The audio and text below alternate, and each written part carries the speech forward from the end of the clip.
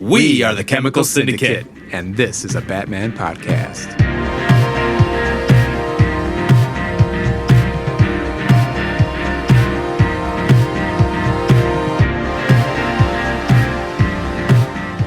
This week, episode 3.5, The Batman Review.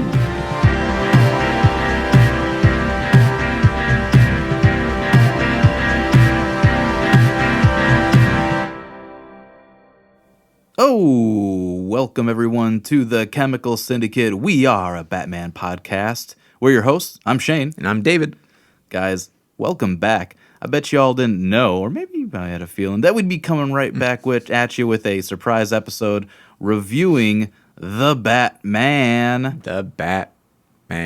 Figured we'd piggyback off of a couple details. One, we just had this episode come out recently, I don't know, called episode 3, The Batmen, where we run down all of the authorized live-action portrayals of Batman in media.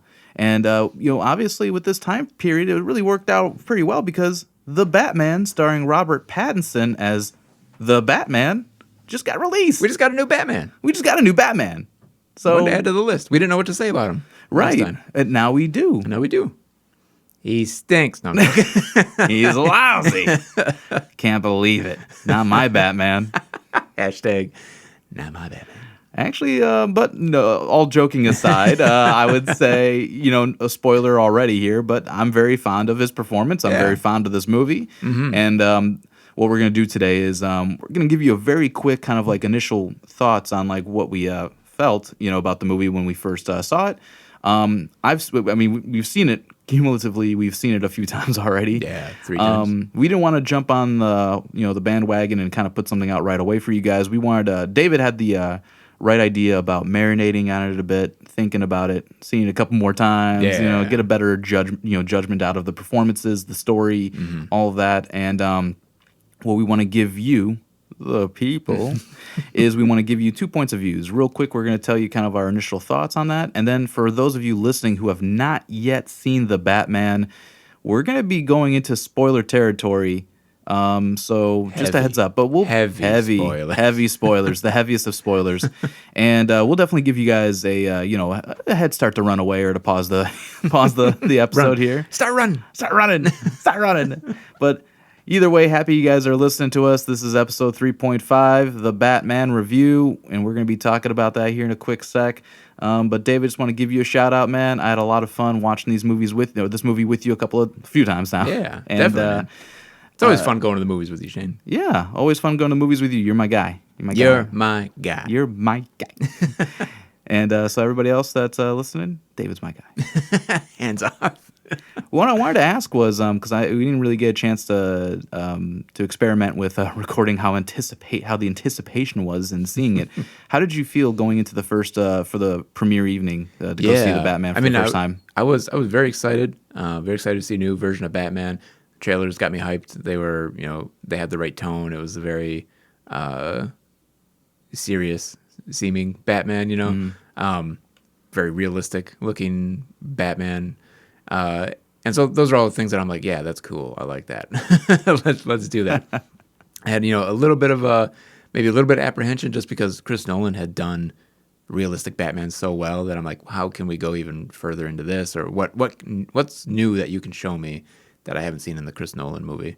And there's quite a few new things that we've seen in this that weren't in the Nolan movies. So I'm sure we'll get into that. How about you? What were your first impressions? Well, I mean, you kind of knew what I was going through that day. A little bit of a little worry about some health issues there. Yeah. Nothing too serious, thankfully. But all I kept thinking about was, I just want to live to see this movie right now. So for a little insight, my day was very I was very nervous because I don't know, there was a very small chance I could have been admitted to the hospital. And when I walked into my doctor's appointment, I'm like, look, I've been dealing with this thing. It's not life. It doesn't feel life threatening, but I don't know any better. I'm not a a health professional.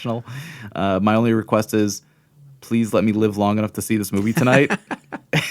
And they could see how serious I was because I was also wearing a Batman shirt. Remember that Jim Lee Batman shirt? I was. Yeah. Hell yeah, man. I love that. I love that Jim Lee art for the promotion for that because that was for the Fandom promotion. back the year earlier in Right, October yeah. of 20, back in October of 2020. Yeah. I love that art. And Jim Lee's, we've already talked about Jim Lee. And if you don't know, Jim Lee is an amazing artist. Yeah. Legend. Friggin' legend. Bloody legend, mate. Bloody legend, mate. Get this guy a stubby. But so I was just like, that was my only request. And they're like, don't worry, you'll get there. And I did. But I'm doing much better, listeners. I'm doing much, much better. Nice. Yeah. And, but I was as the day kept going on, I just wanted to get done, because I still worked that morning a little bit. I'm just like, come on, get me out of here. And then let's get to the doctor's appointment. Let's survive. Yeah. And then Survive. I just wanted to survive and get to this movie, pick up, There was a little hiccup there too. With Oh, yeah, I a little forgot to tell you that miscommunication, I was teaching at the studio and not at home. Luckily, where you're located, I mean, it wasn't Not like you were too at far, the if you were at the other studio, You had to go all the way the opposite way and then come back. Yeah. Right, yeah, but it worked out, and that's why I wanted to do all of this earlier. Yeah. Pick up everybody as early as I can. Let's get to the movie. Our lovely friend, Mr. Jeff Dace, who composes our theme song. Yeah, you might know him from the theme song. Chemical Syndicate. Chemical Syndicate. Theme. And he joined us for the movie, which was awesome. And it was. And then also a good pal of mine, Dylan. Shout out to Dylan. Yeah, got to join us. We had a few people originally in the lineup that fell through. So but it worked out. We eventually saw it, but with one of them. But I'm and I pick up all you guys. And I'm just like, we're driving there. I'm like, come on, let's get there. And, you know how I am behind the wheel. He's a madman. I get angry at literally. He's a mad. I am mad. I get very mad. I get very mad at like the I guess little things to most, and to me, I'm like. I get really like if nobody has a turn signal on, I wish death on them, but not really, not death. I wish justice. There was justice for them. But yeah, just driving there, I'm like, I just want to get there. I just want to live. I want to get to this movie. Well, I want you to let me live. Oh, why won't you let me live? I just want to live long enough to see the Batman, and whatever happens to me afterwards, so be it. But I was just hyped, man. I just wanted to finally see this movie. It's been we've waited. I mean, we'll go into a greater version of what everything was like with the production and the development of this movie. But I mean, all the way back from Batman v Superman 6 years ago, all the way to today of what the Batman was originally supposed to be with Ben Affleck. Yeah. At one point with Ben Affleck being the director, writer, and star of the movie, and to him just simply being just starring. Yeah, it was going to be Matt Reeves directing and Ben Affleck. I mean, that's what they told us. I'm pretty sure once Matt Reeves took over, Ben Affleck knew I'm not going to be Batman. I think he had already probably made up his mind at that time. Which was, probably a relief for him. Yeah. But he just had to keep up those appearances of just Justice League was coming out, so they didn't want to make it look like the whole universe is, falling apart. But yeah. It did. It did. It is currently still falling apart. It is slowly falling apart. Not a damn clue what Warner Brothers wants to do with this very specific, film universe. Yeah. It is what it is. Yeah. But with that being said, knowing, what the production of this movie and development has been through, it's like you said, the trailers, the marketing, it's been amazing. I've loved it. I thought that the trailers have been excellent. It doesn't really give you a clue about what exactly is going to happen in this movie aside from there's a menace called the Riddler. Yeah. He's murdering political figures, very notable people, and he's sending messages directly to the Batman, and the Batman is having to solve this situation, this problem, this little riddle. Does this mean anything to you? Oh man, I got a lot to say. Jim Gordon right there. I got a lot to say about Jim Gordon and Jeffrey Wright. Ooh, what a man. Yeah. What a man. What a man, what a mighty good Gordon. I don't know, man. I don't know that. I didn't know you were going to do that. Oh, I'm sorry. Son of a bitch. You embarrassed me. I told everybody we were friends. But I was so excited for this movie finally. Obviously we host a Batman podcast, and I think we kind of like Batman. We kind of like Batman. Yeah. So you get an idea that the level of hype was there, and Warner Brothers does a really good job of making great trailers, and I think they've gotten better about not spoiling what the hell is going on in the movie. Yeah. Thankfully, they've learned some lessons, I hope. And I mean, the mystery's there, the curiosity's there. I think a lot. I'm just like, man. I mean, I remember. You ever seen Fanboys? This movie called Fanboys. I think so. Yeah. So Seth Rogen is in it. Or is that something else? Maybe I'm thinking of something else. I don't think he's in it, but I feel like he shows up. Everybody Right, they did a ton of reshoots on the movie, so then they had a bunch of different other actors come in. But basically it's just about the whole story of the friend is dying, and one thing he wants to do before he dies is finally see the Phantom Menace, but he might not make it long enough to reach the date of its release. Yeah. And they go through this journey to finally go to Skywalker Ranch. And they but the biggest the fun, and to spoil that movie for you, I'll give you guys what was said at the end of the movie. 3, 2, 1, spoilers for fanboys. They're at the theater, and just before the movie starts, they're like, "What if it sucks?" So there's always that thought whenever we go into a movie. Like all this hype and and it's just like with Infinity War and Endgame, it's like, what if it sucks? Yeah. I don't really try to spoil myself in that manner. You know what I mean? Like I don't try to ruin the moment. I rarely think about it, but going into this is like, what if it sucks? Yeah. Like what if everybody was right about Pattinson? I think I have a problem with overhyping movies in my head. There are people that we have friends that don't watch any trailers at all, and go in as as dry as possible. I get lubed up real good. I get drenched in trailers, moist in hype. Exactly. I jump into the hype machine like hardcore. Where I'm just watching every trailer. I'm watching every breakdown. I watch every interview beforehand, all that stuff. It's fun for me to just get hyped about a movie, but sometimes it can maybe overhype you, where you start thinking about, it's going to go one way, and then it goes another way, and then you've kind of ruined it for yourself, So stuff like that sometimes happens, Oh yeah, it's kind of like Suburbicon. Yeah, a little bit. Second bashing of Suburbicon here on the Chemical Syndicate. I've never felt so misdirected by it. I still liked it. I still thought it was... You did? Yeah.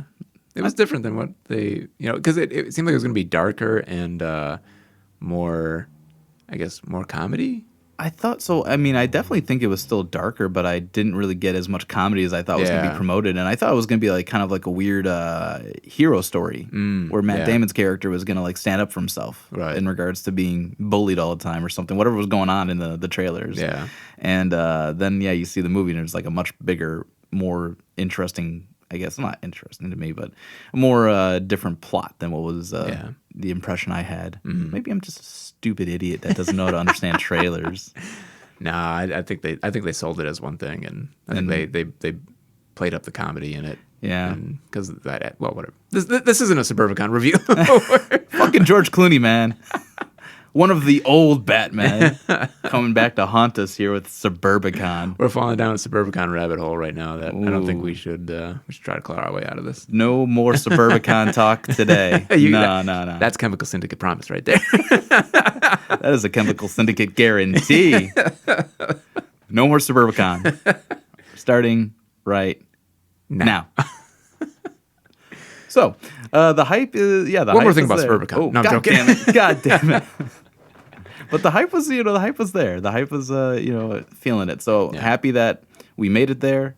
And, we didn't see the super early fan screenings. I think it was a combination of our schedules and just not really wanting to kind of go through that. The theater that it was going to be at was not a theater we wanted to go to. Right, yeah. We've got a lot of theaters in the area, but this one in particular was like that. It was an AMC, so we're just going to bust them out. It was an AMC, but... We're not going to get that AMC sponsorship, huh? No. I'll bury them deep here. But the only AMC nearby us, it's not good. We only have one nearby, and then the other one's like cities away from us up north. Yeah. But it was that IMAX showing, right? Right. Their IMAX theater, I feel like, is calibrated too loud. I remember when we went to go see Was it Inhumans. Inhumans?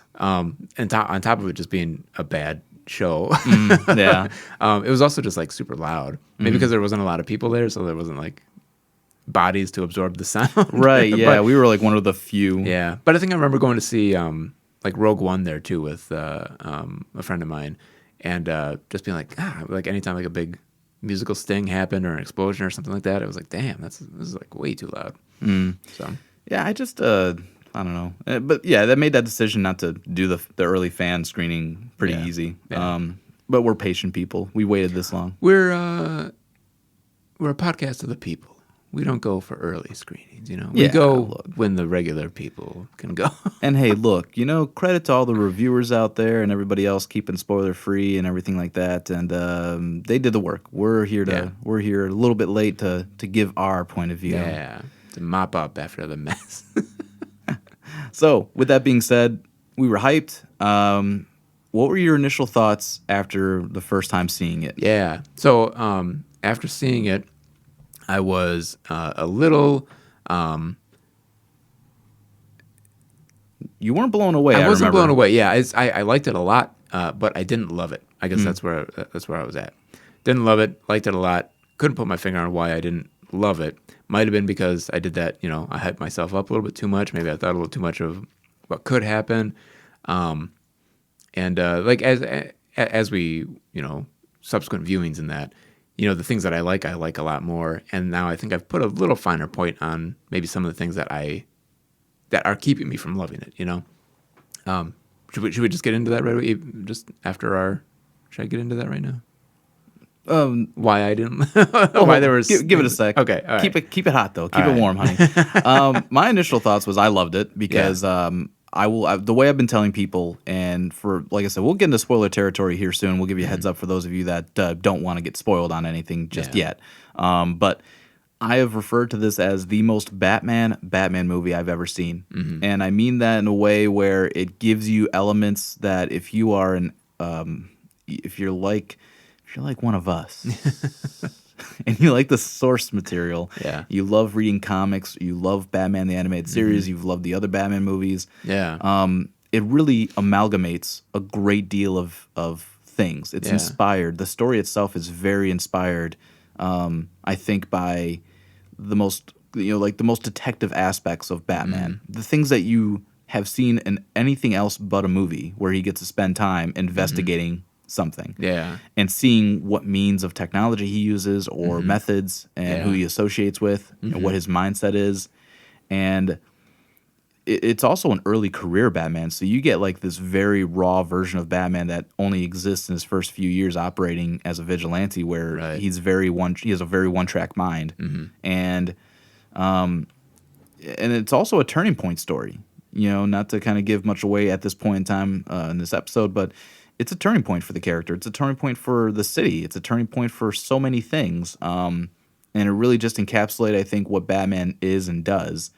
And let me tell you, the no-kill rule is in full effect. Yeah. There's definitely no he's not putting somebody to sleep by throwing a crate at them. Yeah. And it's not there's no like judging of it either. There's no well, I'm not going to kill you, but I don't have to save you. Right. There's nothing of that. He's actually saving his enemies, and strictly enforcing his no kill. Yeah, he's even getting after his associates on the matter as well. Yeah. He's a very pure Batman. Yeah. And then I mean, I walked away very happy. I don't know, the blown away feeling wasn't really kicking me either. Yeah. But I just kind of walked out of it buzzing still because I just felt very proud of what they did, what they made, and how it kind of turned out, and it has me excited for more. And I'm just very happy. I think I feel very fulfilled in terms of what they gave me. Yeah. So there's really nothing about that makes me turn my head really, you went that route. Yeah. There was a couple of theories that we had going into it where I'm oh my God, I hope this doesn't come true because I mean, while it would be drastically different and it would change things, it just wouldn't be the right way to go. Yeah. And we'll definitely dive into those theories a little bit later down the road that David and I had in our heads going into this. Yeah. And Yeah, I mean, like I said, I think it delivered. It gave us exactly what we needed. A pure Batman story, him as a detective, him learning, how to be, what the difference is between a vigilante and a hero. Yeah, yeah, yeah, and it's very much I think a vision of Matt Reeves, where maybe that's one of those things too, where like it can be, if you're not on board for the whole thing, you won't love it, but you can like it. There's a lot of stuff to like about it, but you run that risk anytime somebody is obviously has their is given their hand to just do with it what they will without much interference from like the studio. I think the same thing happened on like Zack Snyder's, even though there was probably some influence from the studio to do some stuff, but he had a very strong vision on what he wanted to do, the story that he wanted to tell, and it didn't sit right with a lot of people. Christopher Nolan has his vision, a very strong vision on what he wanted, and for whatever reason, that struck a chord with people, and that was a huge success with a lot of people. Rightly so, because I love those movies. Oh yeah, I think the theme of it is you gotta like Warner Brothers is a system, and you gotta buck them. Yeah. You just gotta ignore, like you gotta fight them, and whether or not that ends up turning out well, I mean. Maybe not. Yeah. The examples we gave, I mean, two different, contrasting situations there. Chris Nolan, proven track record of making successful movies, and by the time that you get to like The Dark Knight and The Dark Knight Rises, he's got a lot more say so. Yeah. And especially when The Dark Knight Rises came around, I mean, that was all him. Yeah. I mean, I can see The Dark Knight kind of having maybe some interference, but not really. That seemed like a very Chris Nolan film, all like through and through. Yeah, and especially at the time when 6 months prior to its release, Heath, like one of the main stars of the movie, passing away, and it's almost like, well, let me put this together the way it should be with him involved, like with him in it, and I'll give you guys this great movie. Yeah, cut the way that it should be. Right. And then you look at the Zack Snyder stuff, and man, like he definitely, I think, Man of Steel, he definitely got like. I think that was a very Snack Snyder. It's a very Zack Snyder, movie in a way. Yeah. Batman v Superman is also in line with that, but you can see where Warner Brothers just got their hands in the muck, and they're just you got to get these other heroes in here, right? It's very ham-fisted. Yeah. Same thing goes with like Justice League and Suicide Squad. You see the theme. Warner Brothers is its own worst enemy when they want to be, and at the same time, when they're not interfering, we've seen successes. We've seen Aquaman and the first Wonder Woman, and the Suicide Squad, Peacemaker, all these other projects where you leave it to the creators, which is their job, to create. Joker, and as much as I don't, whether or not whatever you think of it, right? Whatever you think of it, like personally, I mean, we've gone over this. It's not a Batman-esque movie. It's definitely the ideas, like they've got 3 ideas and then they just ran with it and made a prestige film, which is fine. It was a very, I mean, you ignore the fact that it's it's in Gotham City. Yeah. You ignore the fact that the character is going to be called Joker. You ignore Thomas Wayne, Martha Wayne, Bruce, and all these other guys. It's a prestige film. It tells a very unique story and it's entertaining. But that's also a hands-off Warner Brothers project. But we see the trend. Movies that have less executive, interference breeds more success.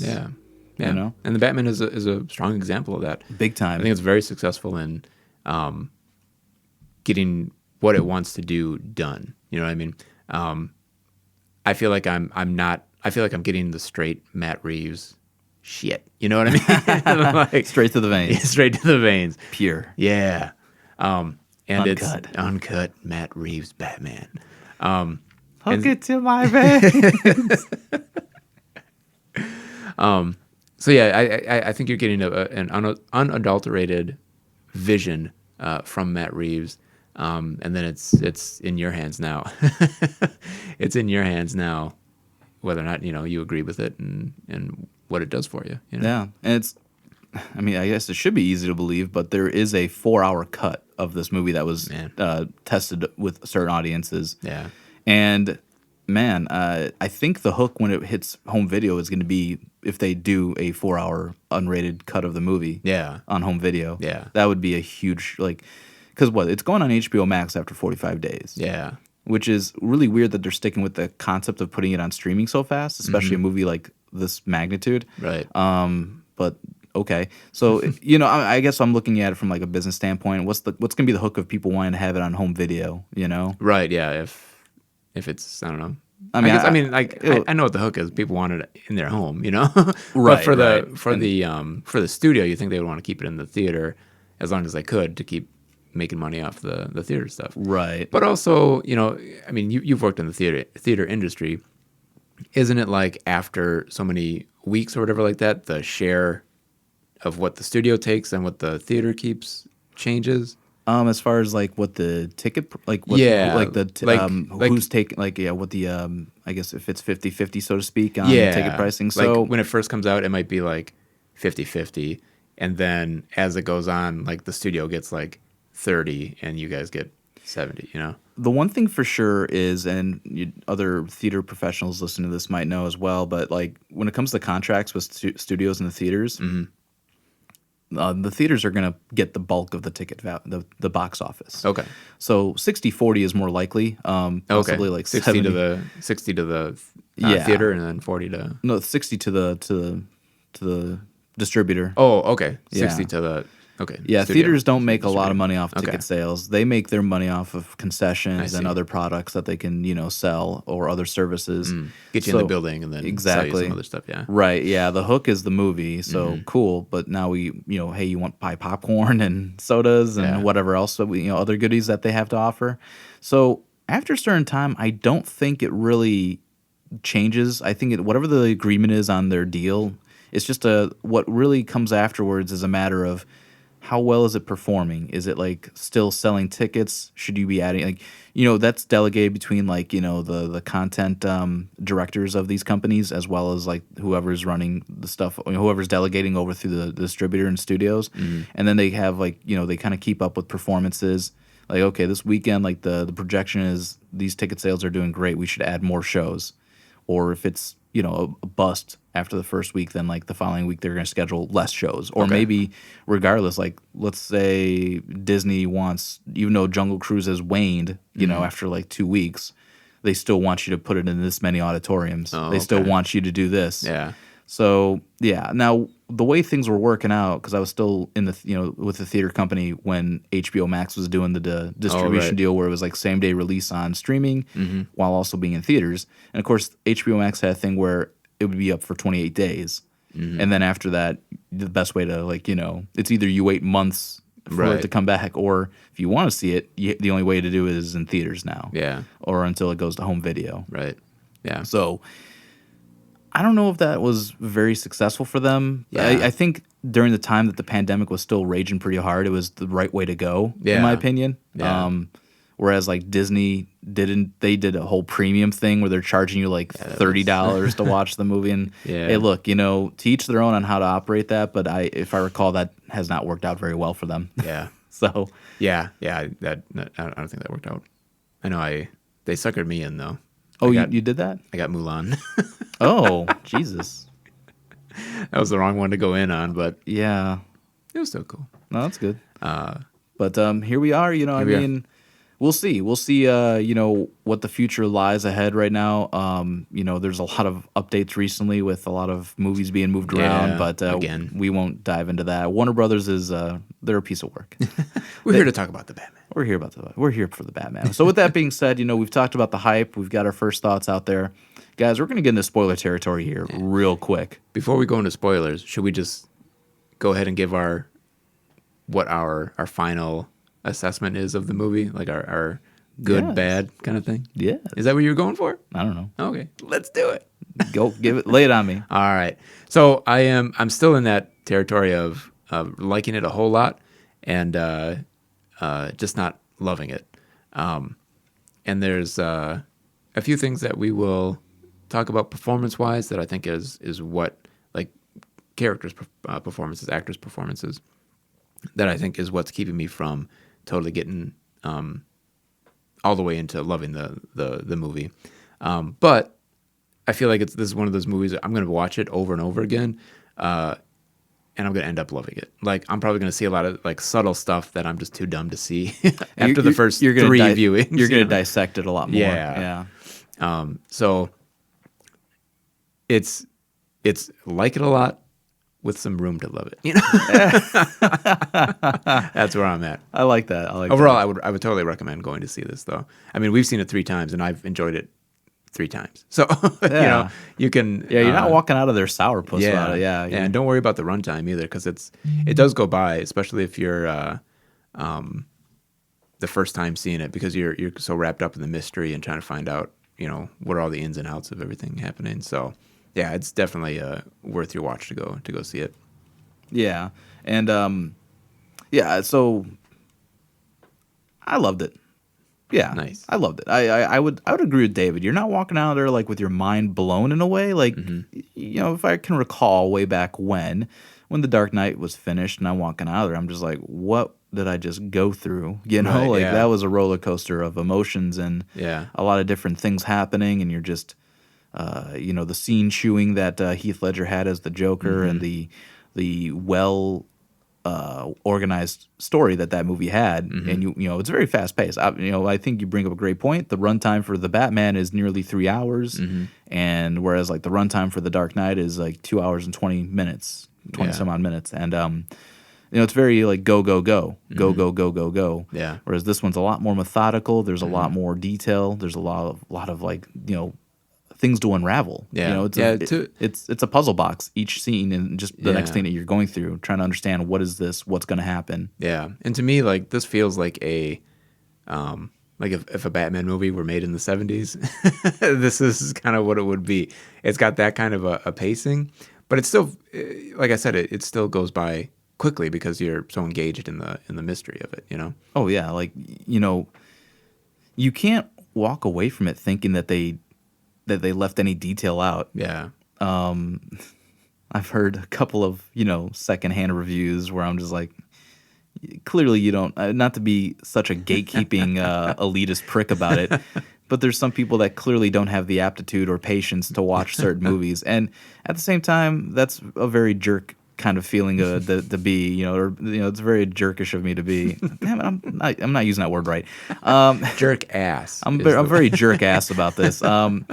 Where it's like, at the end of the day, man, it's how people interpret it. Yeah. I mean, I can see why people would find some negativity in it. Yeah. But at the same time, you know, come on, there's nothing wrong with this movie. There's nothing wrong with what he did. Yeah. You know, it's a take on it. Yeah, you know? it's a take. You and can like it or not like it. Right. At the end of the day, it's going to be that way all around anywhere in the world with anything. Yeah. But I think you've got to be reaching real hard to find a lot of negativity with how the Batman was made, what the story was, how the performances were. I think everybody did a wonderful job. Yeah, totally. Absolutely. Through and through. There was no slouching.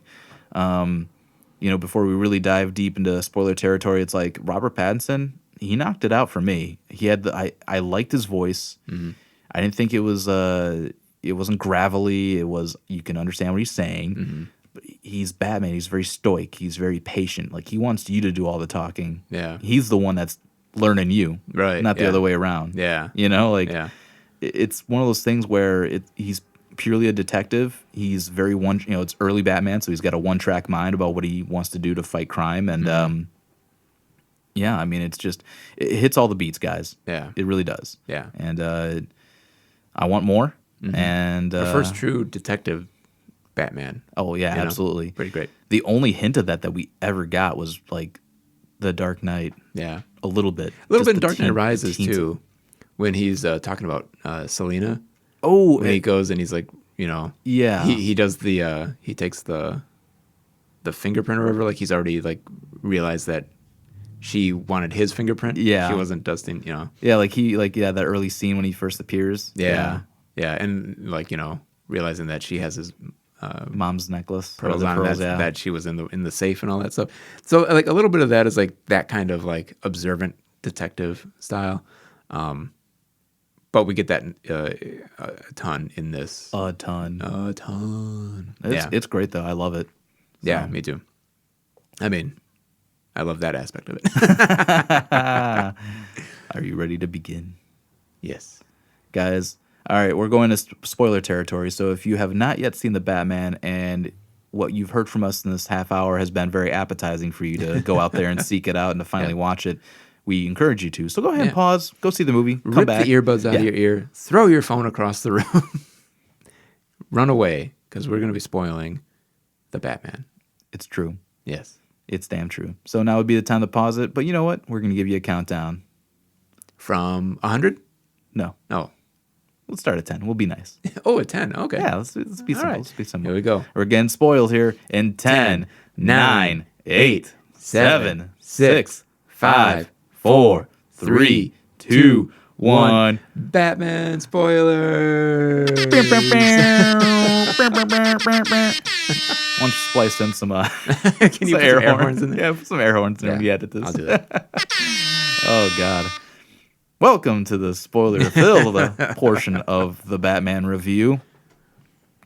I wanted to start like ripping off into like just speaking incoherently and saying spoilers. It was a Riddler, then he did this, and then he did that. You saved Eva Maria, then all of a sudden he killed the commissioner with the rats, and then he was like manic. He was an Arkham Asylum, was all part of his plan so he could flood the city, and then also you got like Batman who was Bruce Wayne, and he also thought he was Bruce Wayne, but he wasn't. It was misdirected, and all this other stuff was going on. And also Catwoman's there. She's Carmine Falcone's daughter. It was revealed so straight out of Long Halloween. It was great. It was awesome. And then also there was the Penguin. He was played by Colin Farrell. You couldn't tell. He looked great. It was awesome. It was great. It was fantastic. His series have been greenlit. It's been awesome. It's been great. He also has he was like a Ratalata, but he could speak Spanish.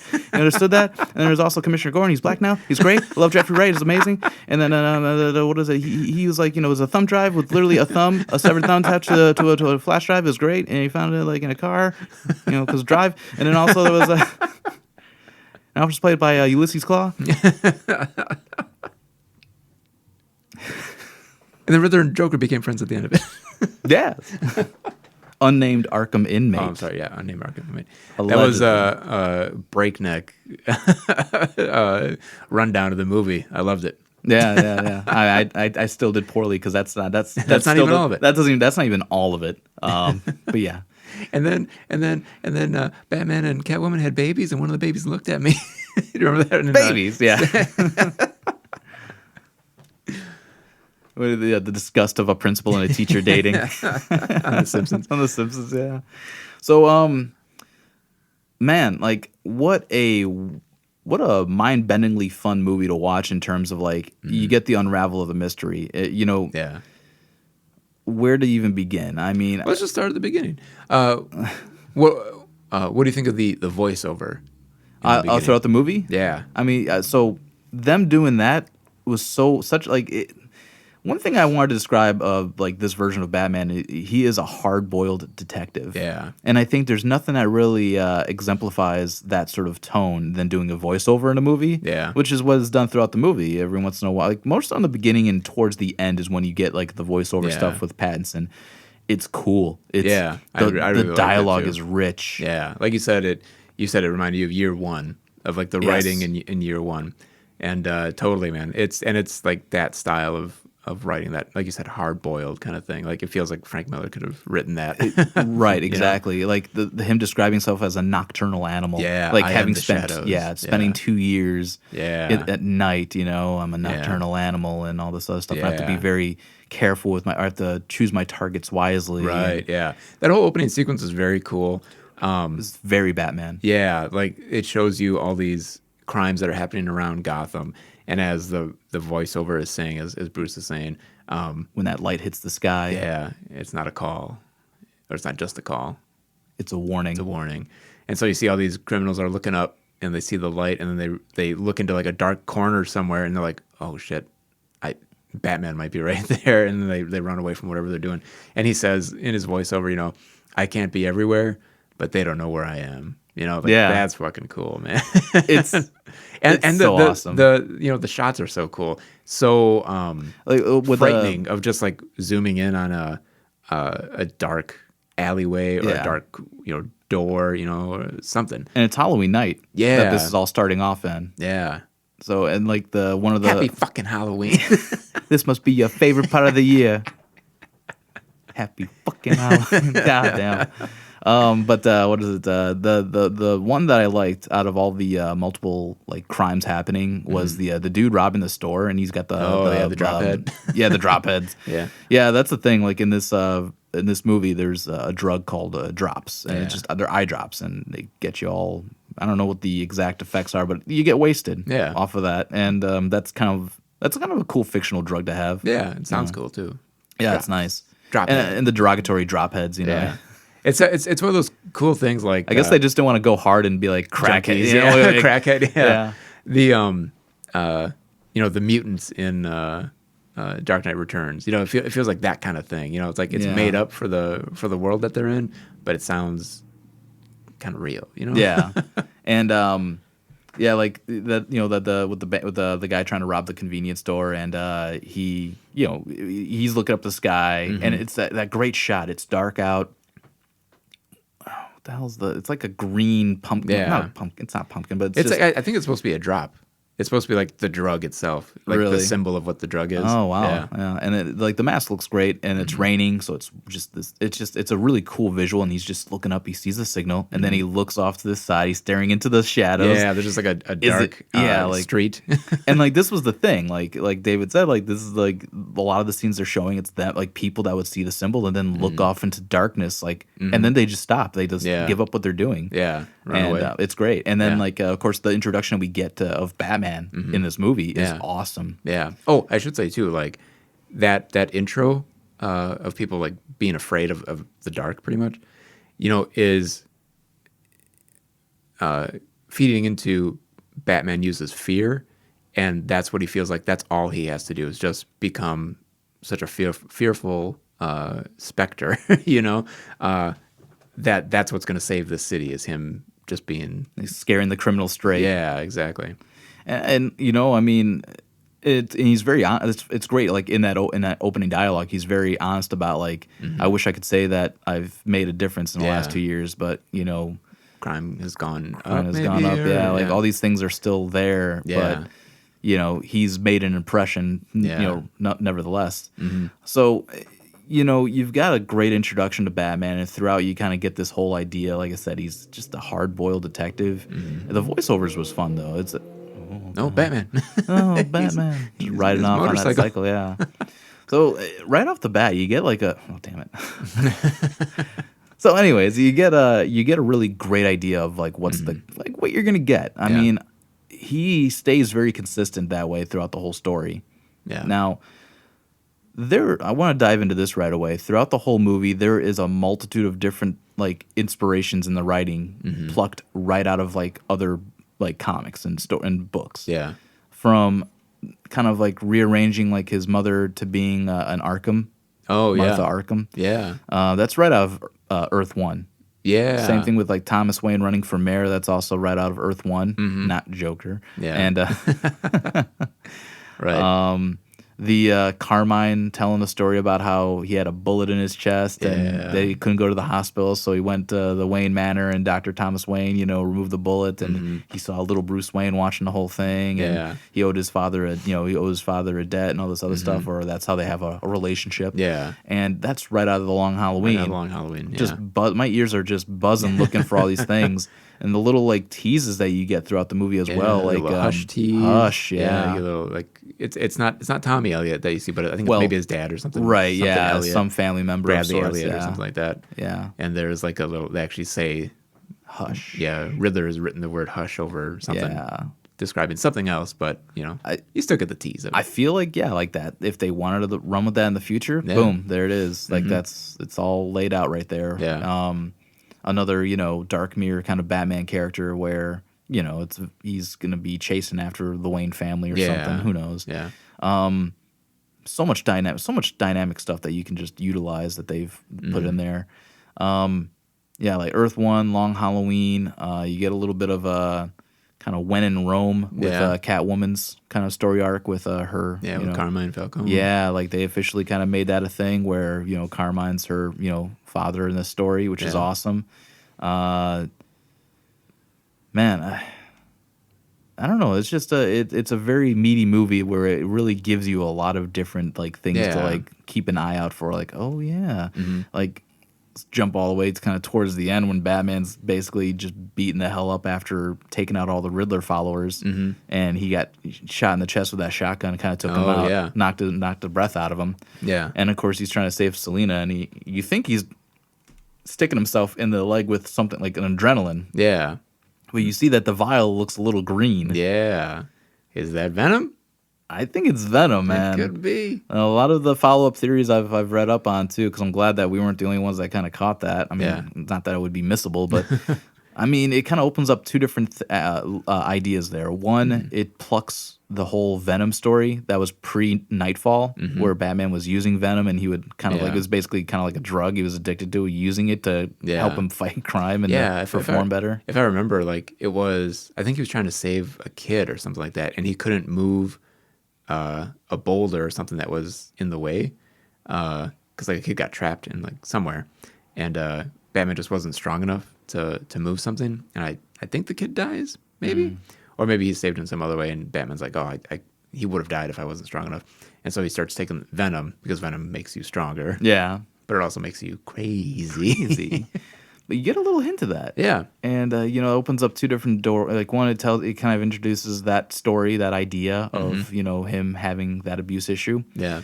Which, in general, would feed into the overall issues that he has as Batman because he's spent 2 years straight working strictly nights. Addicted to being Batman. Much, And then the other is the idea, of course, that we'll see Bane someday in this universe of sorts. Yeah. I mean, clearly there's got to be some existence of that with Santa Prisca and all that. So it's fun. Or it was just adrenaline that he or it simply was adrenaline. Yeah. I don't know. No tease at all. Right, yeah. Although, I mean, now that everybody's kind of thinking about it, like they could just totally take on that idea. They never said what it was. Right. So.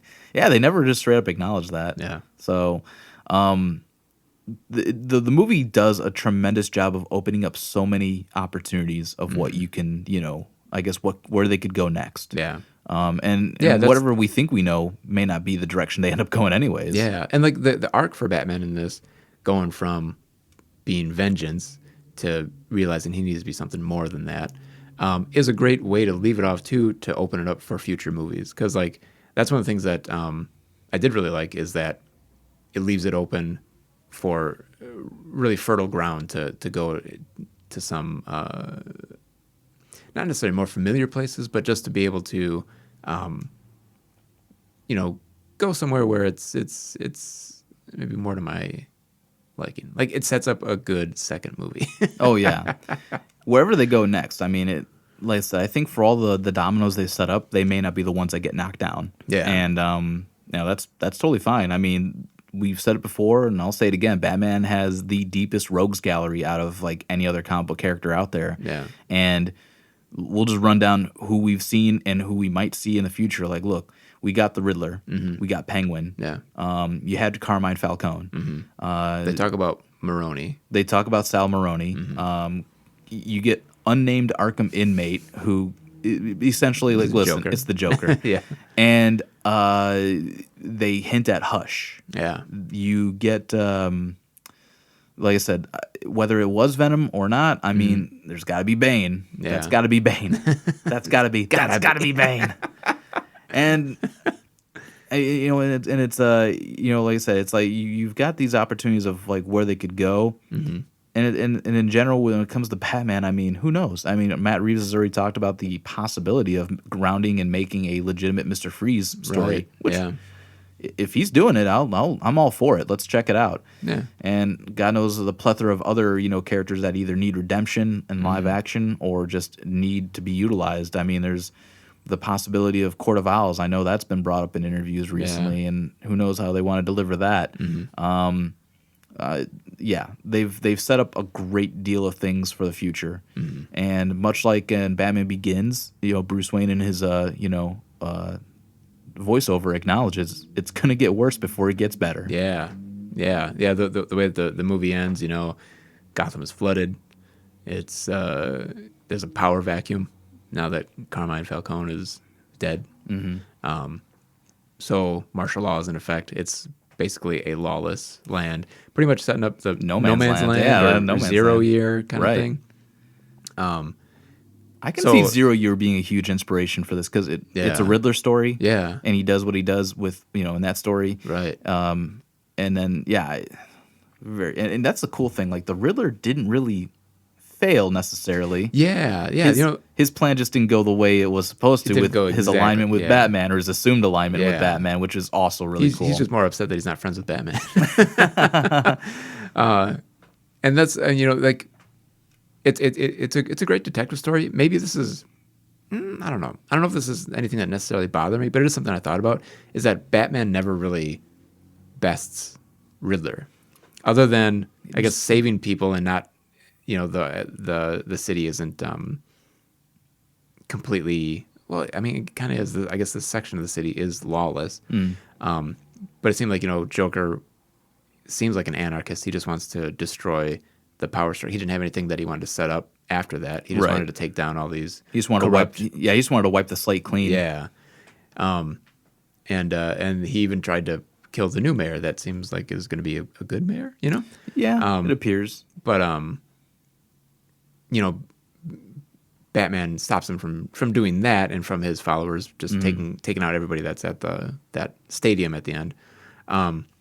But for the most part, Riddler is ahead of Batman the whole time.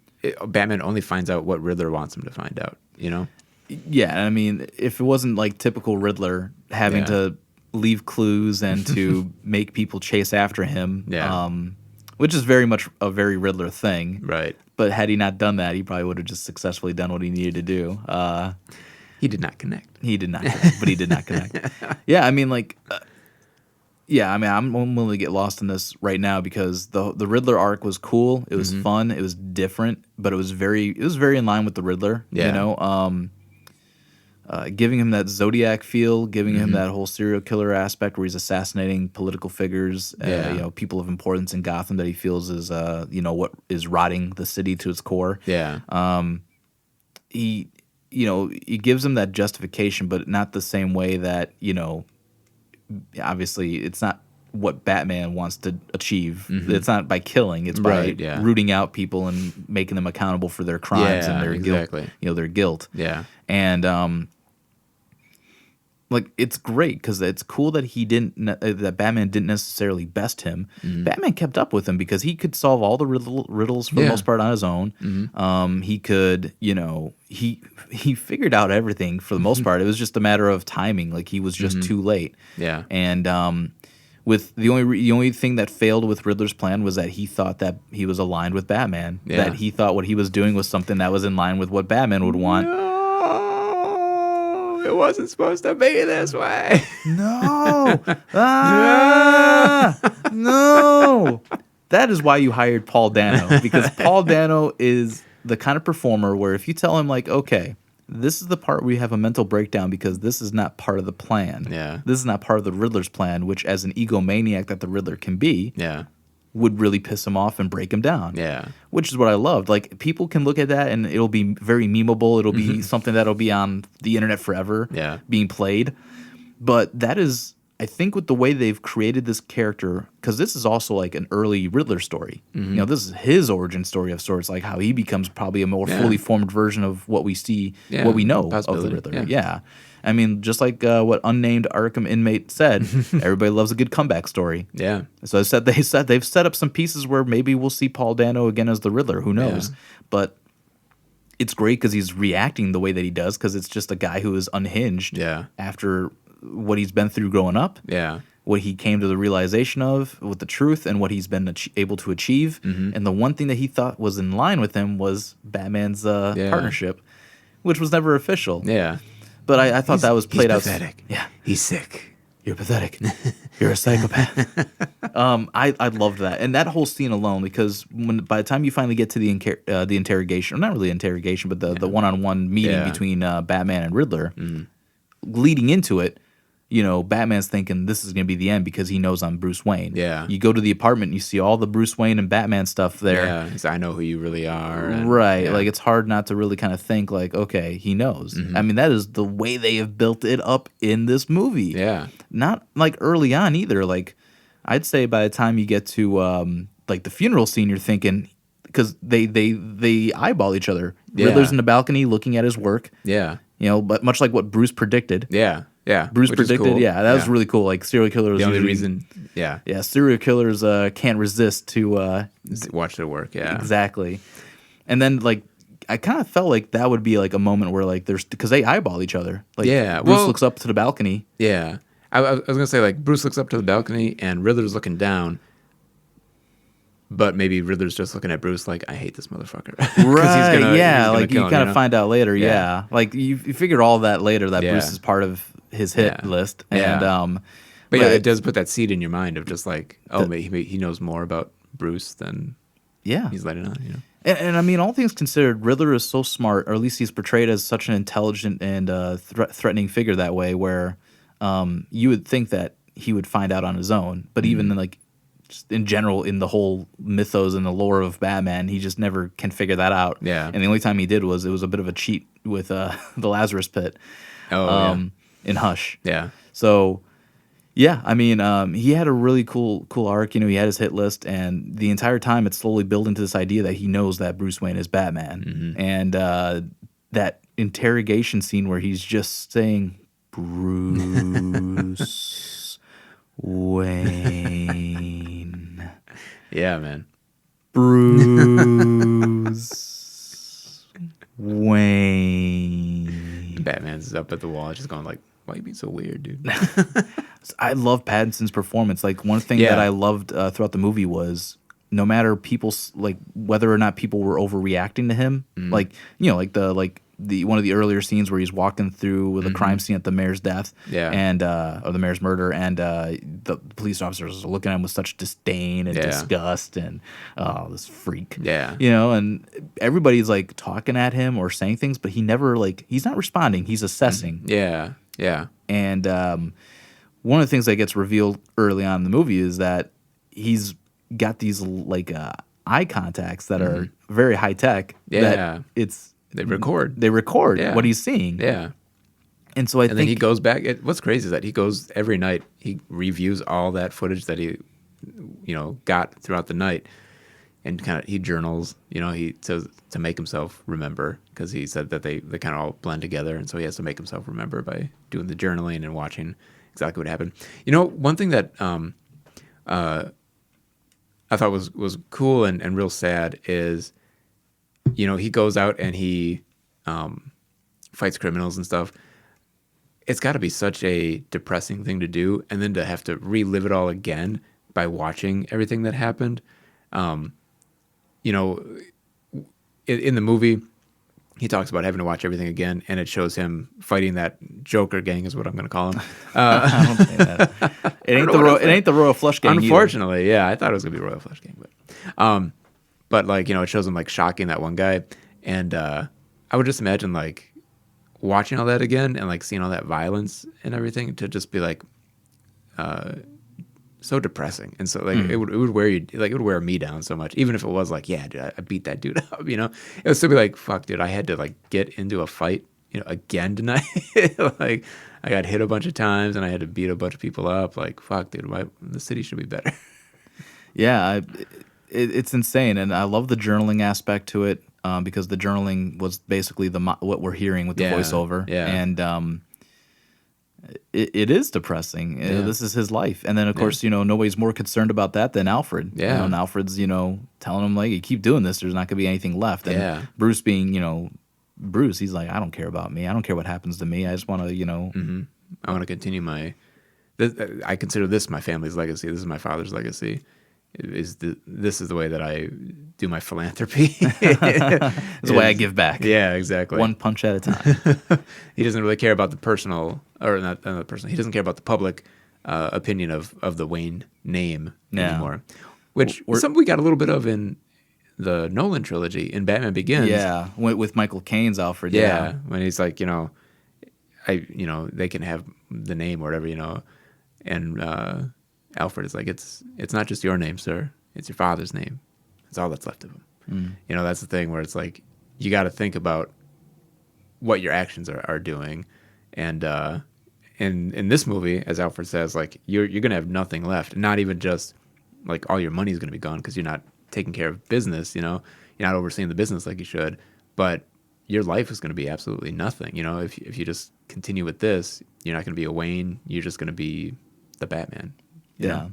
And kind of like to piggyback off of what you said, like a really good live action Alfred, or just a good Alfred in general, is one that is deeply concerned with the well being of Bruce and like trying to remind him, like, yeah, you're doing what's right, but you need don't to get lost in it. Yeah, you need to live your life still. Yeah. Like, yes, this is going to be what you can achieve. Perfect, obviously, mention of like Michael Caine's Alfred. Also, Jeremy Irons is Alfred too. Where you know, he's just like, you know, Bruce is in his like what late 40s or whatever, and he's just like worried about him. Like, why don't you go find yourself a woman to make you an honest man, you know, and all these other things. Yeah. You know, he's worried about like the Wayne legacy too. Yeah. Same could be said with like Michael Goff's Alfred as well. Yeah, like I feel like they've generally done a good job with the Alfreds throughout the movie, in that they have that fatherly. They want him to not get, you know, consumed by Batman, and they're there as like a tempering force to be like, hey, remember, there's, you know, other things than justice out there. You know, you want to be a full person. You don't want to just be the Batman. You know. Yeah, and it's always a tremendous like fatherly kind of hope that one could have, and it's great with this one because what you know, was a little bit off-putting at first with this portrayal of their relationship, because it does not feel like Bruce is worried about like, he's not treating Alfred very respectably. Bruce is a real bitch in this one, man. Towards Alfred, he's like, you're not my father. Like, what, dude, come on, don't be such a bitch about it. Yeah, and it was weird, but I think it really pays off when basically, and one of my biggest fears going into the movie was, are they going to kill Alfred? Yeah. Because I felt for some reason that there was like certain scenes that, I don't know, just kind of indicated to me like, Alfred's going to die? Like, is he going to get killed? Yeah. Is he part of like, is he, and it really very well looked like it did. Yeah. And there's a moment where the Riddler sends the bomb to, to the Wayne Tower, and he's opening the package, and he's coming to realization, and then of course, you know, Bruce is driving, like, you know, he's in the Batmobile, he's driving like all hell, and he's on the phone with the other caregiver that or the one of the other, I don't know what her title is. Assistant, maybe Alfred's assistant. Au pair, or whatever it is, au pair.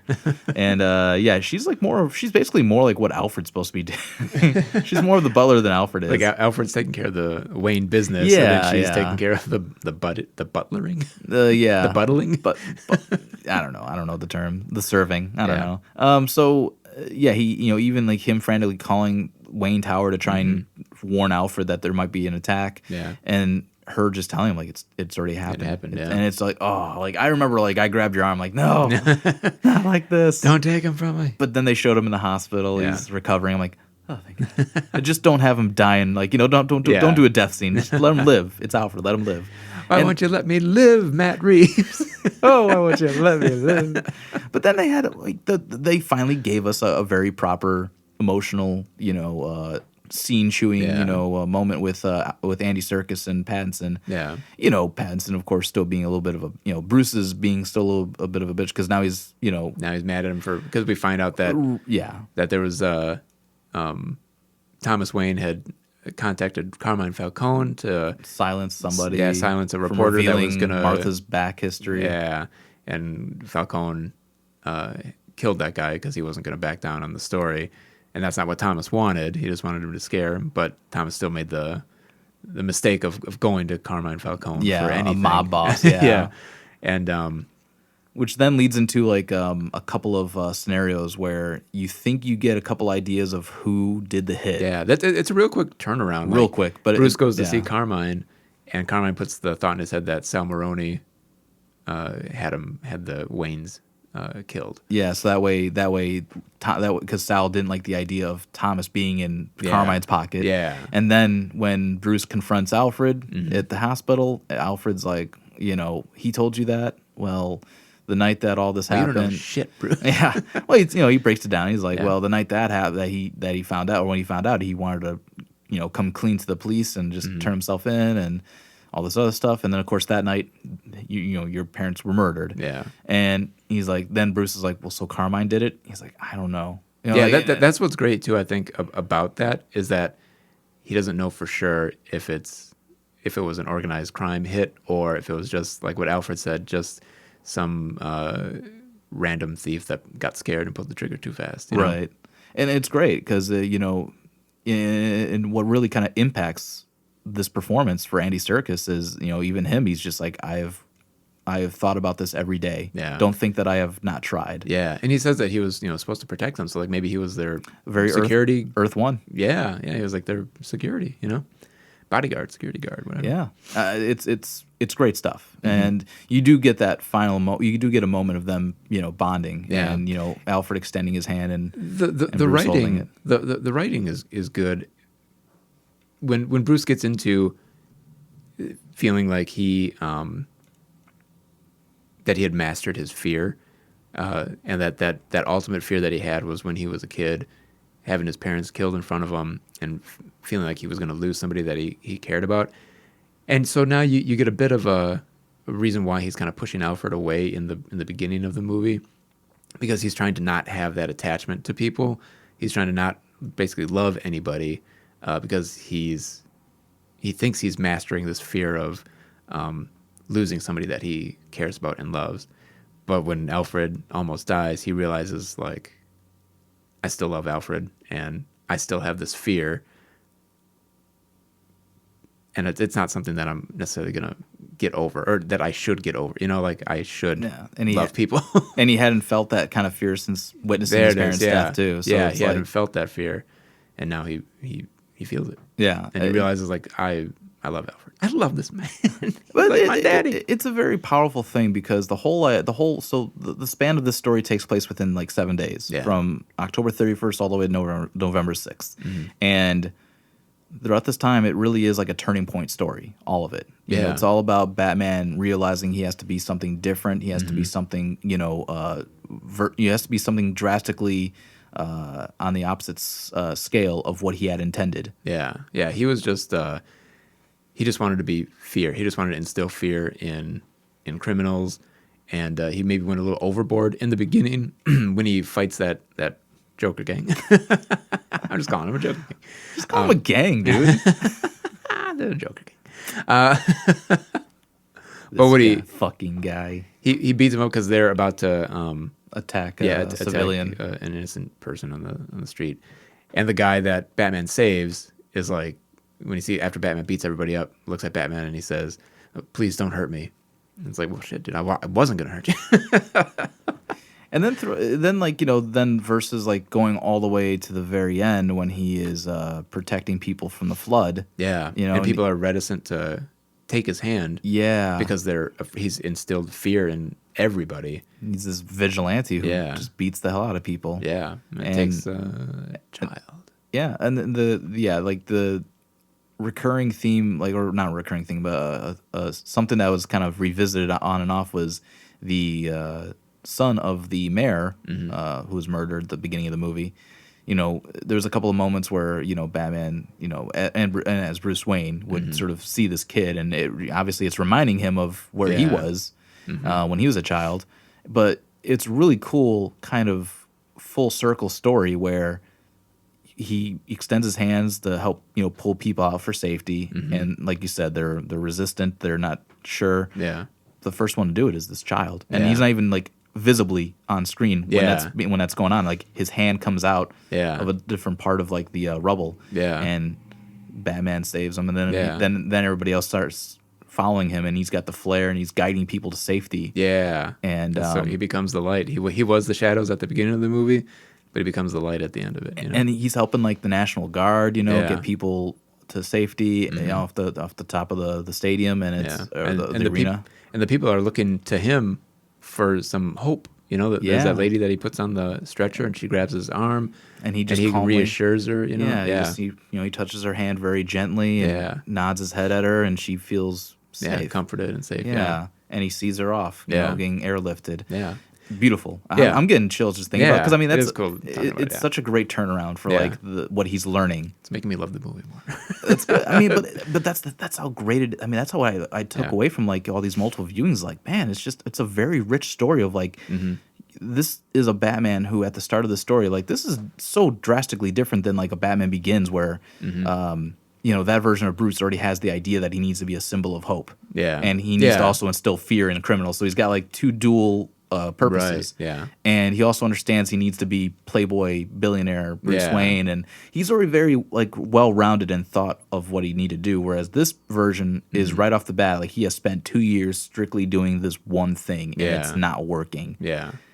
And also one of the cool things that like you kind of realize throughout the story too is how much effectiveness he has as Bruce Wayne. Yeah. When he goes to the funeral. Yeah. And he approaches like Carmine because he's trying to figure out whether or not the lady with him is Selena. Yeah. And all the guards are like ready to like pounce on him. Whoa, that's slick. Yeah. And Carmine's just like, whoa, that's the Prince of the City here. It's the second time that he gets called the Prince of Gotham. Yeah. And by Carmine. By Carmine, yeah.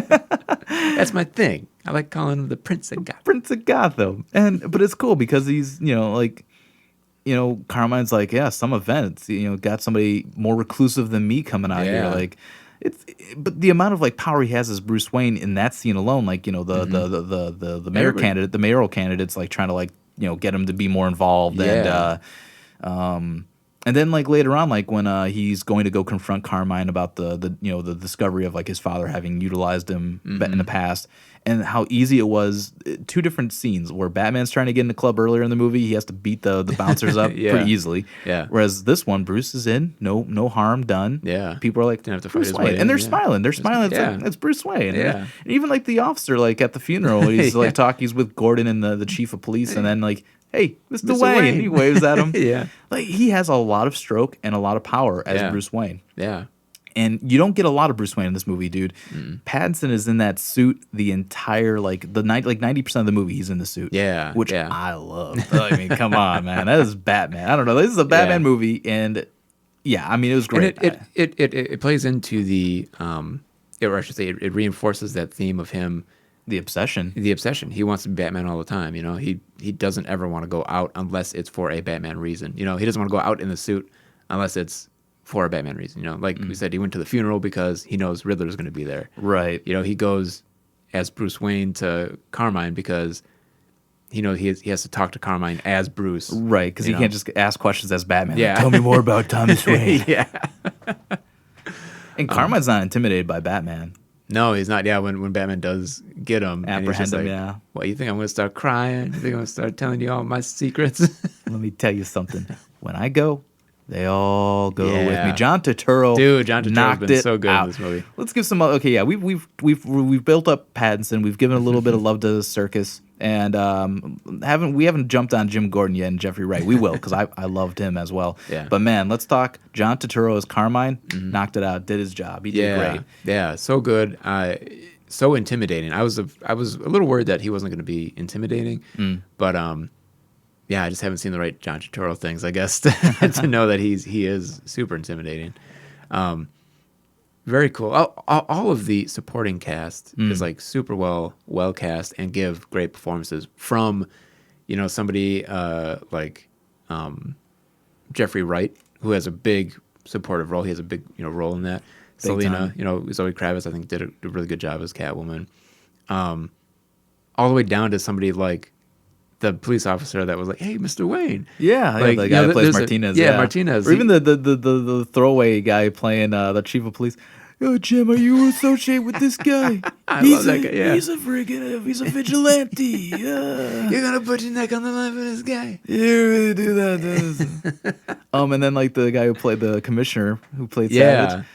Oh Jesus, Jim, he's a vigilante. This must be your favorite night of the year. Happy fucking Halloween. Yeah, he's involved with this? How do you know? He's a vigilante. Oh, man. The voice.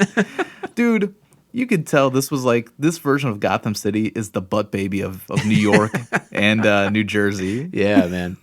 Yeah, great voices. And then, I mean, Colin Farrell. Oh, man. Colin Farrell, guys, as the Penguin. Yeah. Amazing. Unrecognizable. Yeah. Oh, tremendous makeup and prosthetics. The performance itself, man.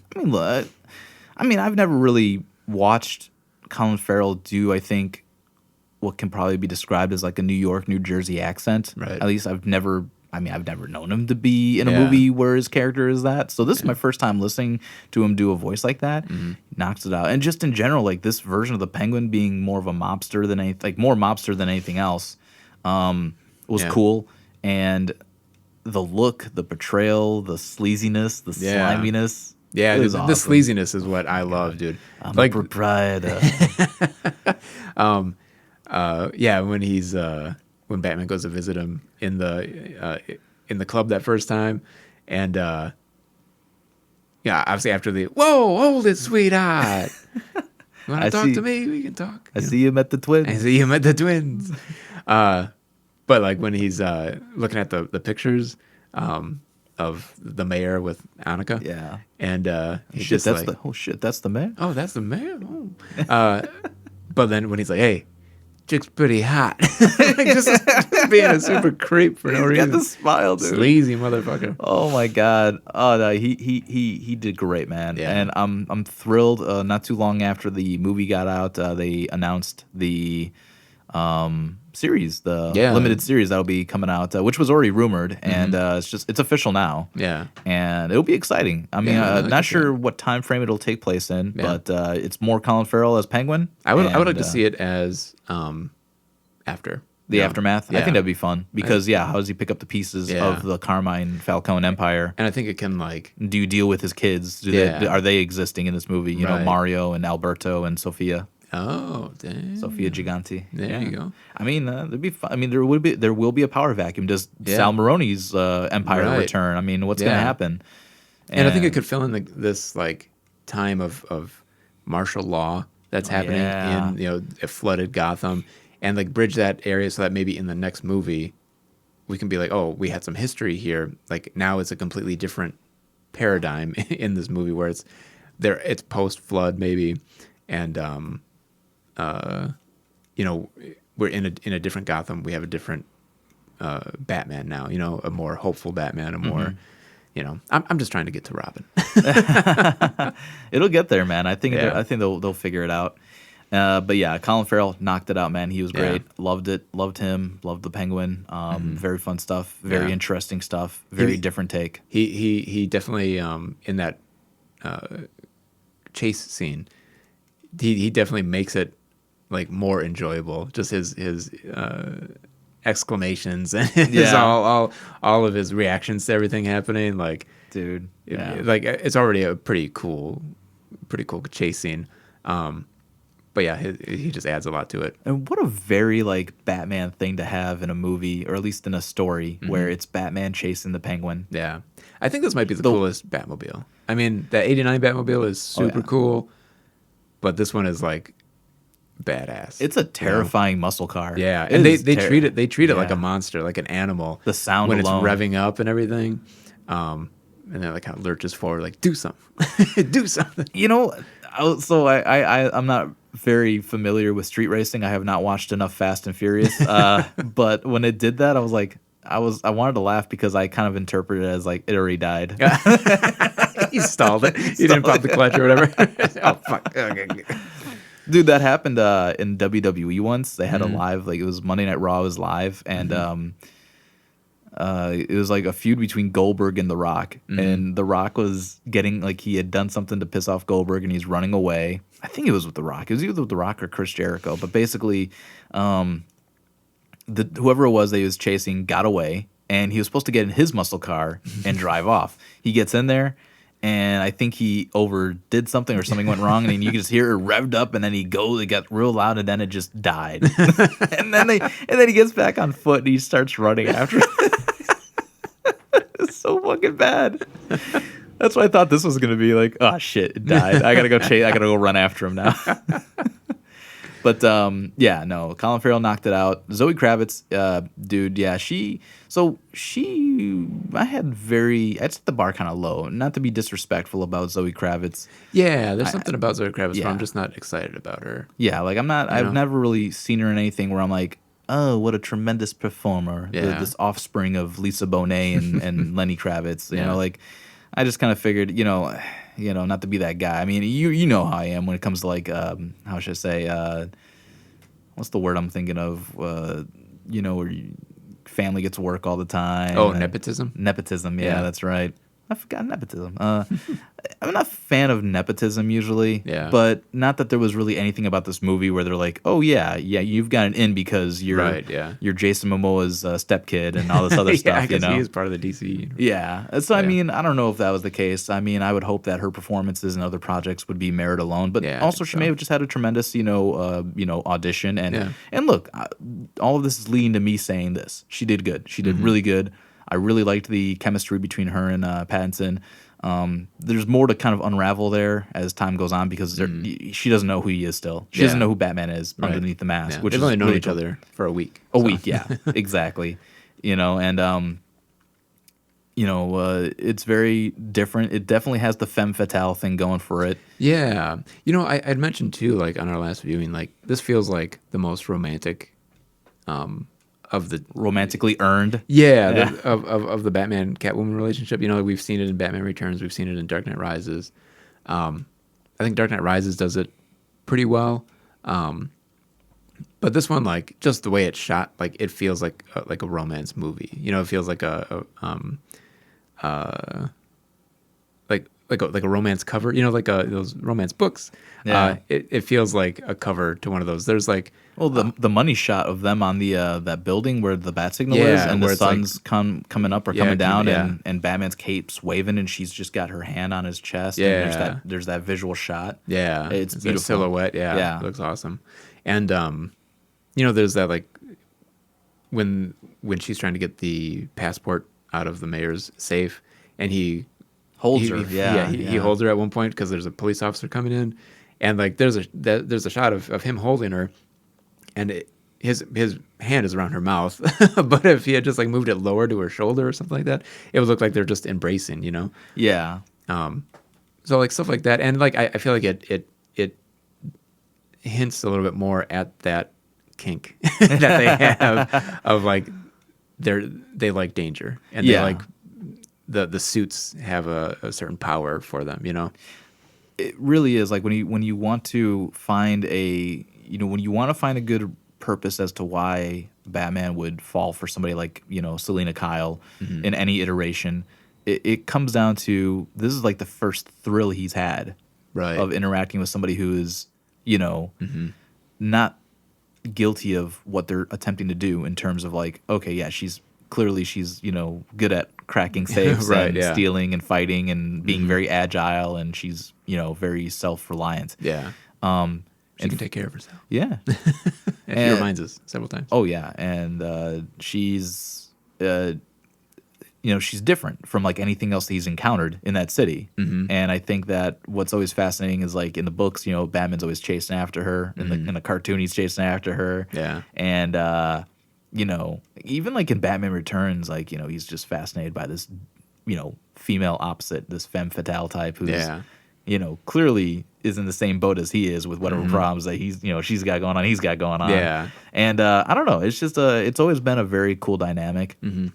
And I think that they do a pretty respectable job of trying to create the purposes of why they are colliding in the story. Yeah. Yeah. Very much so. Yeah. Yeah. Their two, stories come together very expertly. I feel like how she's looking for whoever killed or took or killed her friend, Yeah. girlfriend, Annika. Yeah. And like that scene when he gives her the lenses to go into the 44 below or whatever it's called. Why do I feel like a fish on a hook? And And he's trying to get information about who Riddler is, or what's the conspiracy that's Yeah. happening, that all these public officials are at this mob club hanging out with mobsters and stuff and doing drugs and all this.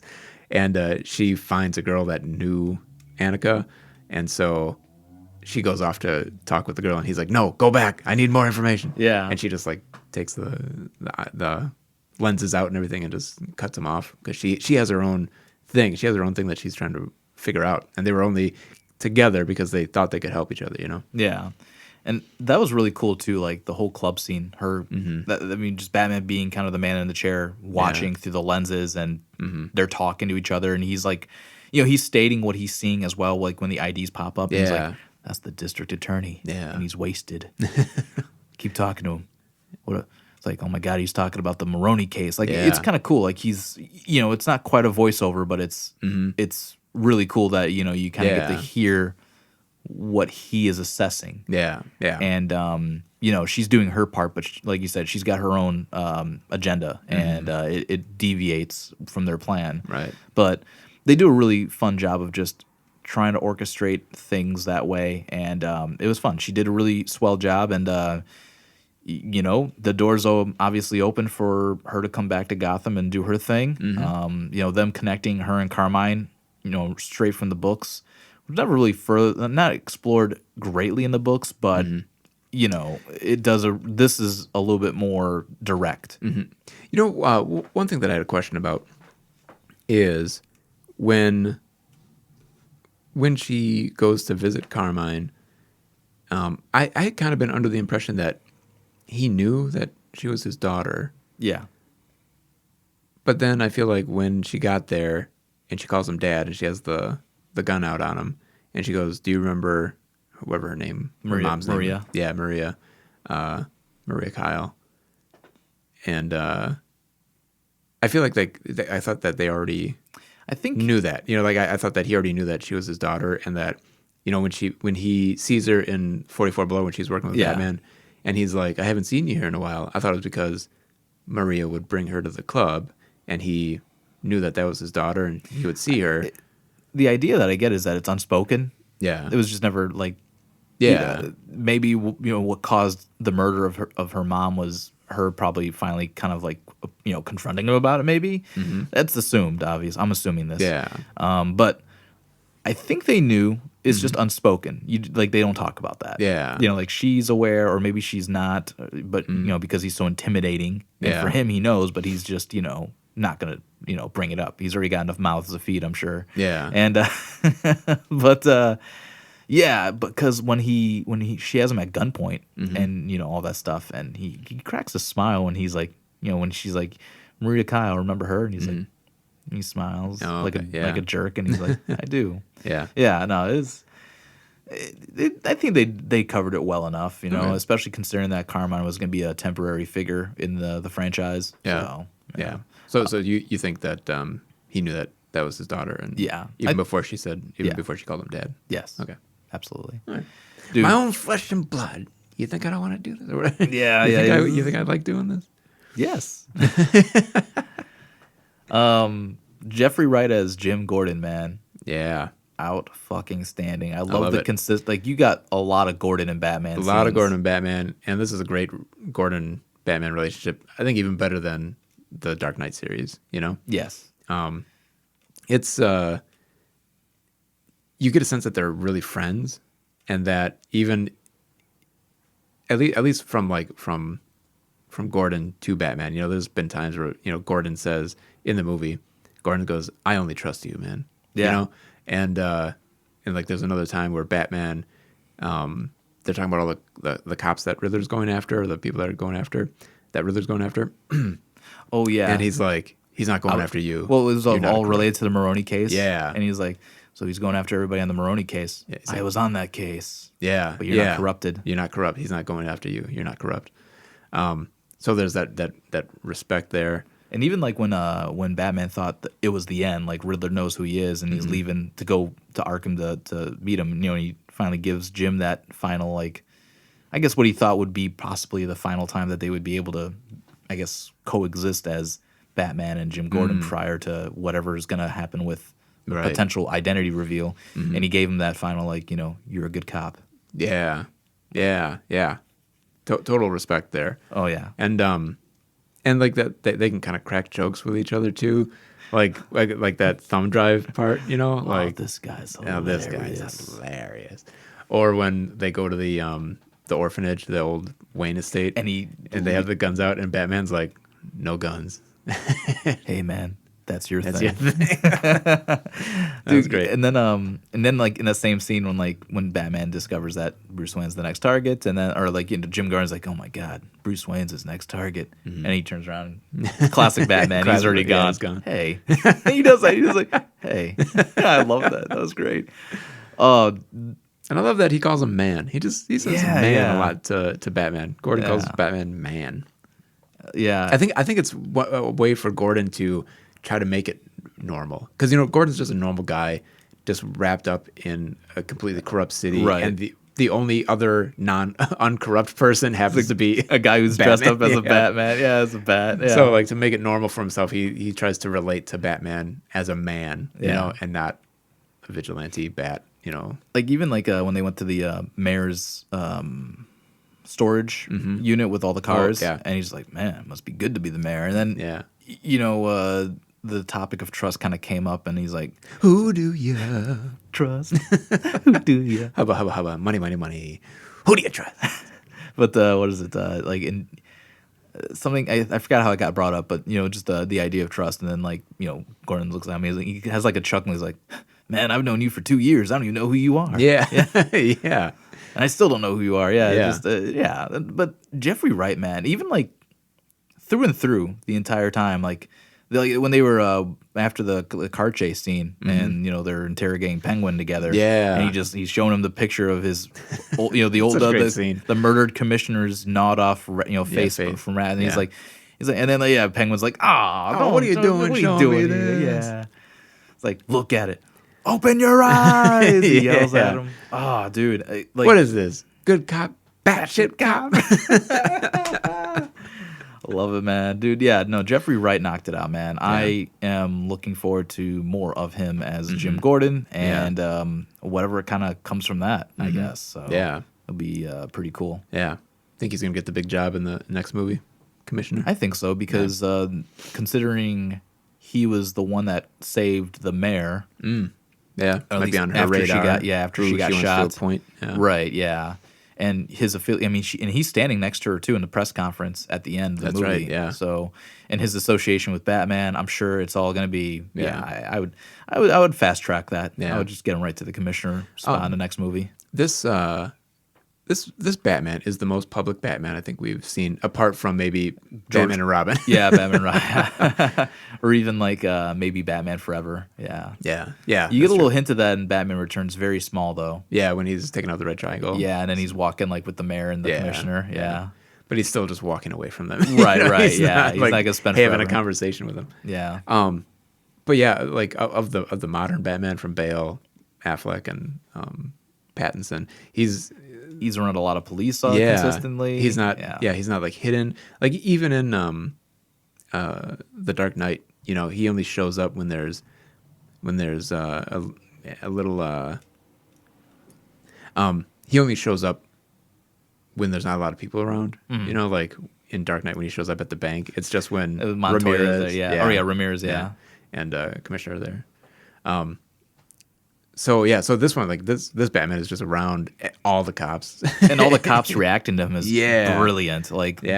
Those guys are going to be for the most part nameless, with the exception of a couple. But everybody's reaction of the Batman being involved in a police investigation crime scene, they're all reacting very, very accurately. I think even after the bomb scene where he's knocked out and he's waking up and one of the officers is going for his mask and he just wakes up in a fit of rage, and then the same guy goes for it again, and he knocks him the fuck out. It was it's cool. This is the kind of environment where they're not going to, these are ornery people in a city that is corrupt and lost. And these cops are probably corrupt, and they know that this Batman could be trouble for them.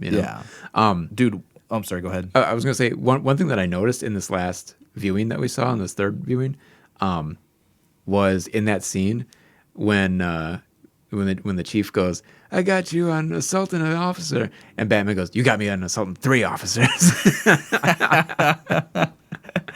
Dude, couple things. One, the scene where that very same scene where Jim Gordon has to set Batman straight. Yeah, right, that's so you great. got the room for 2 minutes, And then, he's doing the whole thing where he's moving his face and he's talking with the grimace to make it look like he's he's chewing him Batman down, yeah, and chewing him out. He's like, we gotta get you out of We here. gotta get you out. That's so great. Oh, I love it. And then just you gotta hit me in the face, but here's the key, this and that. It's like that is perfect. And then later on when he meets him up and he goes, "Hey man, you could have at least pulled that punch." I did. I fucking love it, man.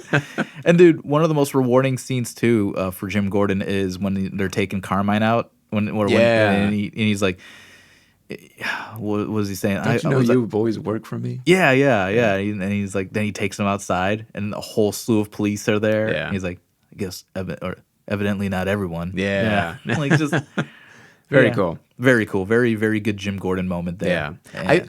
I would have liked to have seen a little bit of like who are the officers that Gordon can maybe trust or knows that like he's at least I think that this guy's a good guy. Like because it seems like when he brings him out to when he brings Falcone out to all those officers, it seems like maybe those were all the ones that Gordon would bring in to be like, these are all good officers. These are ones that I know don't have any mob ties. I wonder if it would be the case too, and this is just purely me guessing at something that is not verified pure at all. Nothing that was hinted at in the movie where, like maybe Gordon would put out like a feeler like, hey, I'm going to go arrest Carmine. I need backup. Whoever wants to join in. Like you would have to imagine that it's either a mix of dudes that are corrupt and want to like see, like make sure of something, or maybe it is genuinely people who aren't, who are against that. Yeah. I don't know. Yeah. It'd be that. Yeah. It's or maybe question. These are the officers that Batman is inspiring, or that Jim Gordon himself is inspiring to be like, you can be a good police officer. You can be a clean cop in this city. Right. I mean, yeah, there's a lot of variables there, but it was a really cool moment for him, and But man, all in all, man, I think everybody did a great job. I think the story was very well told. The pacing, I think, one of the things we've talked about, because I know that, like you said earlier, it's not one of those movies where you're blown away afterwards. I think a lot probably has to do with the pacing, in my opinion. I feel like from what I've heard from other people, I think it's just it's a 3-hour movie. It's not go like Endgame is, where you've got a lot of curiosity and scene chewing material with like various 5 lead characters. This is like one lead character. And jokes, come in. Right, to kind of keep you pepped up. a variety of different things, whereas this is like the humor is going to be minimal and the action's going to be there somewhere, but it's all purely a detective story. It's Batman being, hard-boiled and doing his job, and just all these events happening that the Riddler has put in play and what the outcome kind of comes about. So, I know we kind of dipped a little bit longer than we intended. That's just our thing, though. But our MO. Yeah, rest assured, we will revisit the Batman in the future. I think there's a lot more to go over in terms of the background production, a little bit more further exploration. I'm more curious about like when the time comes when we do revisit, depending on how much time has passed in between. I'd be curious like how time reflects on the Batman. Yeah, me too. In 3 years, however many years it takes for there to be another Batman movie, I'll be curious to see what the legacy of the Batman in 2022 was. Yeah. And I mean, there's just so much more I'm sure we left on the table here about this movie. But yeah, I think there is, but we don't want this to be a 3-hour podcast. Yeah, I mean, I'm down for it, but it's not something I'm sure you yourself, the listeners, are interested in dealing with. But man, go check a part 2. Let us know if you want a part 2. If you want a part 2, yeah, be vocal about it. We'll do it. Don't think I won't do it. Don't think I won't do it. You ain't got no future, Jack. But dude, yeah, I loved the movie. Overall, and guys, I really, really liked the movie. Yeah, David really, really liked the movie. Shane loved the movie. But check it out, guys. Check out the Batman. It's in theaters now. It'll be on HBO Max pretty soon, then on home video, and then forever in our hearts. Give it a go. You're gonna hear a lot of different opinions. Not as lengthy or as exhausting as ours, but hopefully with a little bit of the how should I say, a good amount of protein to kind of take in to enjoy. Yeah. So check out the Batman. It's out. It's hot and ready, just like that Batman like calzone. And man, I intend to see this movie at least a few more times to get that theater experience. Yeah, me too. You know me, I'm a theater boy. I like being in that atmosphere. Yeah, we're a couple of theater boys. Yeah. thankfully That's it didn't go as bad as it did for Bruce one night. But, Oh my god. oh my. Oh my god. Before I forget, wanted to backtrack a bit. Like what the whole idea of Batman like not selling for people, like not reacting. So kind of going into the interrogation scene over at Arkham. Just because I don't think we put too much emphasis on Paul Dano, but the man was in There Will Be Blood and others. But no, it just he's one of the things I think that made me not love it. So it's like his performance is a little too manic for me. So no, it wasn't supposed to be like this. But yeah, that's and I'll bet you after seeing the movie a fifth time, I'll probably be like, you know what, this is good. I mean, like us just like talking about it and stuff. Yeah. I have fun with it. It's a very fun performance. But like that scene where him and Joker are talking, and they both start laughing and cackling. I'm like, I don't want another Batman Forever where both the villains are manic, just manic, cackling. crazy. Yeah. Since we're not done with this episode yet, You thought we were done? you thought we were done. Surprise. I kept it going. Here's part 2. But really, I'm happy you brought it because I forgot to mention I was getting the midst of setting it up and talking about it. But Batman no selling what people say or do, and the greatest example of that is when he's there at Arkham and he's, Riddler's going into the whole Bruce Wayne thing, and he starts talking about Bruce Wayne and how he's an orphan and all this other stuff. Yeah, and you think he's taunting Batman by just calling him Bruce Wayne, right? Yeah. And the entire time, Batman is in the same position. Yeah, he's far back. He's far back in the shadow. Yeah. He's listening. He's not reacting. Yeah. He's just assessing, and he's not trying to, because he knows there's a security camera in there. Yeah. And he's not trying to just in case there's a hope that he can get away. Yeah. Even if he does know he's Bruce Wayne, maybe there's like an inkling of hope that he can walk away from it. Yeah. And there's that beautiful moment where like Riddler's just like, Bruce Wayne, he's the only one we didn't get. And that moment where the music stops and like, okay, he does not know that he's Bruce Wayne. Yeah. Okay. And that's when he steps forward, and then of course he starts saying, he's like, you're sick, you're a psychopath, you're pathetic, you're a loner, you're a virgin probably. You probably have Netflix. You probably borrow somebody else's Netflix subscription. You're probably cucked, huh? Oh, you're just dropping that on him now. Whoa, just you're a soy boy. I bet you're a Dem. One of those libtards. Find out. Getting real political. I did not know Batman was hard right. Yeah, I was gonna say, find out Batman's a hard right. Oh, rich man, rich family, and all that. Yeah, no, but seriously, it's just that was. Don't raise my taxes. But I just love he's just tearing him down real quick. Yeah. But this all is building up to me following up with you from a text you had sent me a while back. Because you bet a shake. Oh, no. Did I actually bet the shake on that? You did, yes. Text. We didn't shake on it, but we didn't physically handshake. I think we sent a gift. That was the handshake. Yeah. I thought that Riddler was going to be revealed as Bruce Wayne's brother or half brother or some way related to Bruce Wayne, because there is a thing in the comics in the Court of Owls storyline where the mayor of the city, Lincoln March, I don't think it's outright said, it's like ambiguous as to whether or not he may be Bruce Wayne's brother. He was very point blank about the character. He was just like, I'm your brother and all this other stuff. Oh, yeah, that's right. But like without, there was other... But then there was like other stuff where it was like, well, maybe he was just lying. Yeah, so... and I thought there was going to be something like this because I had read there was a novelization of like the backstory for this, like a prequel novel to the movie, and Riddler grows up in Bruce Wayne's in Wayne Manor that was turned into an orphanage, and throughout his life he looks at Bruce Wayne and like hates Bruce Wayne because he's not a real orphan. It's like what he says in the movie. Oh yeah, he's not a real orphan. You're a real orphan if you're in that orphanage and you're drop head by the time you're 12 and you see a baby die every year, every winter. Yeah. It's pretty messed up. Pretty darn messed up. But I want a shake. It's mine. What flavor you want? You know what I want. I want a caramel shake. Yeah. Or maybe I want chocolate. What? Maybe I'll change it up. Whoa. But I just wanted to bring it up in this episode that You've bested me. I've bested you. I got a shake. And I will capitalize on that soon. Anyways, so David. Yes. That was the Batman for now. That was the review. of our thoughts to the people. The people. And as bloated as that was, guys, I hope that you took something away from it, from us, from our point of views. If you haven't seen The Batman yet and you have sat through the spoiler-filled review...